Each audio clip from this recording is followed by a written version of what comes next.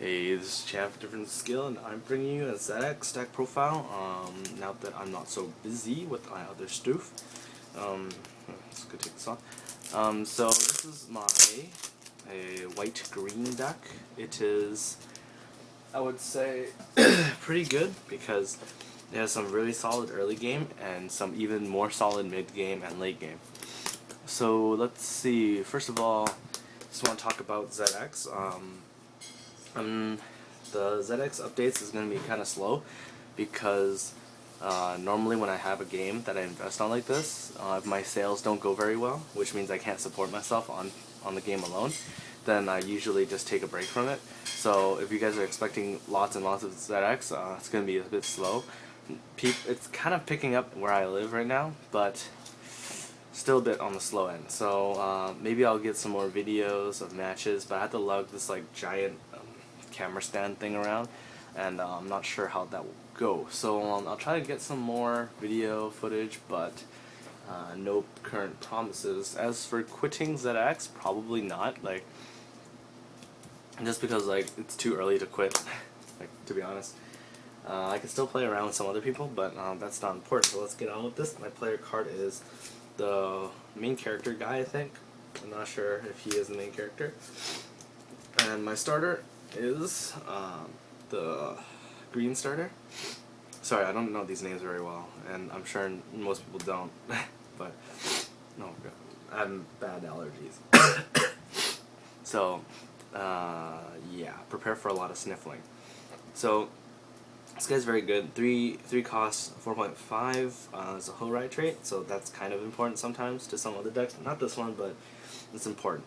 When he's in the charge, you may pay one, send him from charge to the drop waiting room. I don't remember what the term is for this game is. I'm going to say waiting room because I like that one the most. And give 2,000 power to a unit. Now, this is very good to help your stuff survive. I keep trying to say creatures, but I need to call it ZXs, your units to survive. So, yeah, very good. I would say this is probably the best starter in the game, if not the best. The second would be Ushio, I guess, the one that salvages for 2 mana. And of course my nice Saku sleeves that I won. So, let's go with that. For ignitions, I got pretty normal ignitions. I'm playing 4 of the green life recovery. 4 of this angel. She is 4.5 for 3 cost and gains plus 500 for each other angel. This will come into play later, so I'm going to put this right here. Just more angel vanillas. Just 3 play sets of vanilla angel ignitions. They help me get this up to like 5.5, maybe 6k, 6.5. It doesn't get much higher than 6.5, but very good for a 3 to cast, or 3 cost, whichever comes first, I guess. So, I'm going to move on to the main deck. Of course, any green deck must have a playset of the easygoing Ryujusai, I think. Ryujusai, whatever. Basic card, 4 to cast 5k power. When it's killed, it goes to the resource. Very, very good card. Probably one of the most, I'm not gonna say broken, but it makes green feel too good. Like, green has all the things, and it's pretty good. Just saying. Next we have 4 Creation of Genesis. When you play this card, you may pay 2 white. If you have paid 2 white, you may, or white and colorless, so to speak, you may pay 2. I'll say 2 white just because. You may play 1 3 to cast or 3 cost card from your charge onto your battlefield. So what that means is, when you pay it and you pay the 2 extra mana, you can revive something like this onto the field. Then this is automatically 5k because she is an angel, so it is very good. Now this card plays a much bigger role than just being an aggressor, because if you go turn 1 vanilla, turn 2 this, turn 3 this, it is actually very powerful. You're almost guaranteed 1 damage if you went first, and if you go second, you're guaranteed to push your opponent right back. So it's very, very good. This card is, for 6 mana, you get 11k power, so that's pretty above average for any 6 to cast, technically. But there is downside to this. So yeah, but overall, probably one of the better white cards in the game. And the next one is this new card from BT04. All opposing ZXs get minus 5,000 for the turn. So this just wipes out all of the 3 to cast mainly, and makes a lot of things weaker. So I just play one because I didn't find space to play more, so I'm just gonna play one. Next we have the resource combo for white and black. So when the white side is in the resource and you play the black one in the resource, you may destroy a 3 cost or lower. But most importantly, when the black side is in and you play the white side, or when you put the white side into your resource, excuse me, you may return 1 card from your charge back to your hand. Now this is quite relevant because this basically means you have multiple cards of your good cards that you need back. So the turn they die, you just stick it in there on your next turn and just grab it back to yourself. This deck can be a bit charge reliant, so if you're if you like to ignition a lot, it's not really the deck for you. So I really like this combo and this deck in general. It's pretty cute, so let's put this right here. Oh, I'm just playing 2. Let's see, 2 Graceful Naginata Ayame. Apparently that's the actual translation. I don't know, Ayame instead of Iris. I find it's okay for either. 5 cost, 7.5, very staple in green decks. When you play it, you may select a card from your resource and add back to your hand. You may, that's important. Overall, if you have to play this on turn 5, it's not bad. Or like as your 5th drop, or 5 cost drop. Technically it would be turn 3. 1, 2, 3, yeah. Turn 3 drop. It's not bad. It's just mainly used for if you are you need mana and you have good cards that you don't want to put into your mana, you can just put it there and fetch it later when you need it. So that's what makes these so good, because you have your mana as your little storage box, and then like you play this and you just pick out the things you need again. So this card is very good. So.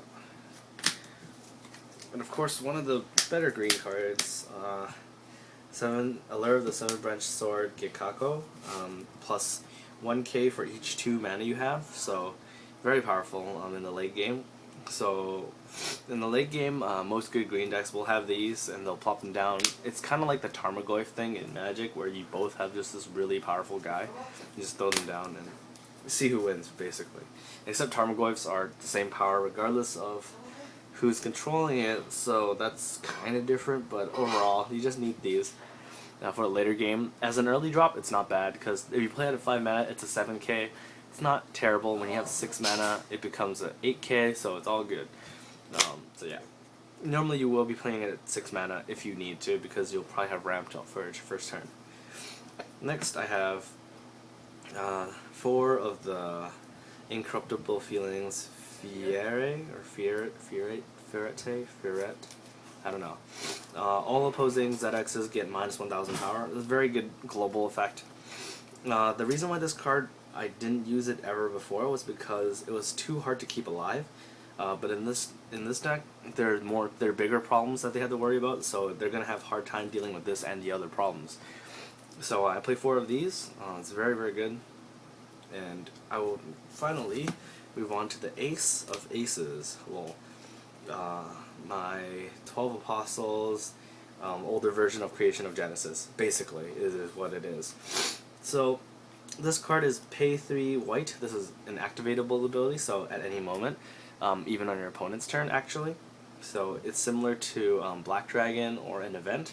On the timing, you can use this effect. So it's very good. 3 white, you may return 1 4 cost or lower card from your charge to your battlefield.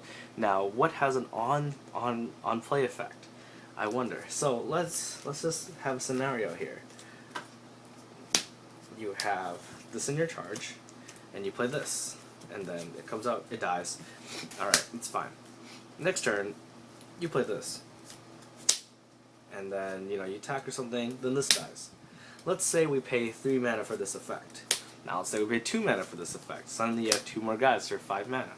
And now you have an technically infinite looping engine of supply of creatures. Because as long as they die and go to charge, unless they're sent to resource, they can always come back and attack again.